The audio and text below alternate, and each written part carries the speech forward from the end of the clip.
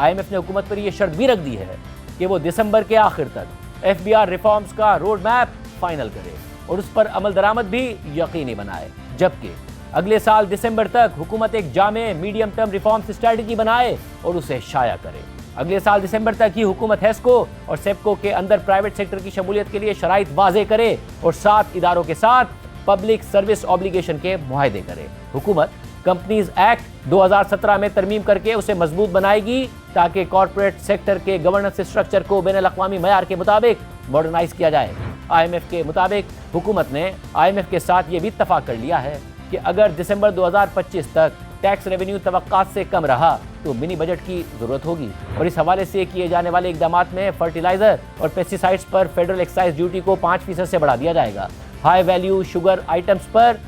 Excise duty लगाई जाएगी और सेल्स टैक्स बेस को वसी करने के लिए मुंतखब आइटम्स को स्टैंडर्ड रेट पर ले जाया जाएगा। इस तरफ शहबाज राना की खबर के मुताबिक FBR ने वज़ीर आज़म को बताया है कि टैक्स शॉर्टफॉल इस माली साल के पहले हाफ में जुलाई से दिसंबर तक 560 अरब रुपए तक रहने का खदशा है अगर अटॉर्नी जनरल ऑफिस ने मुदाखलत ना की तो। राय के मुताबिक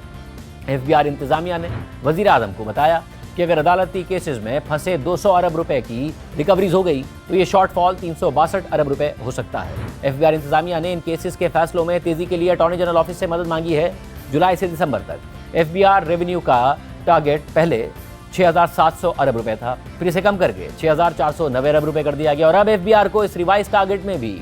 560 अरब रुपए के शॉर्टफॉल का सामना है। इस माली साल के इब्तिदाई 5 माह में जुलाई से नवंबर तक FBR 413 अरब रुपए का शॉर्टफॉल पहले ही दिखा चुका है।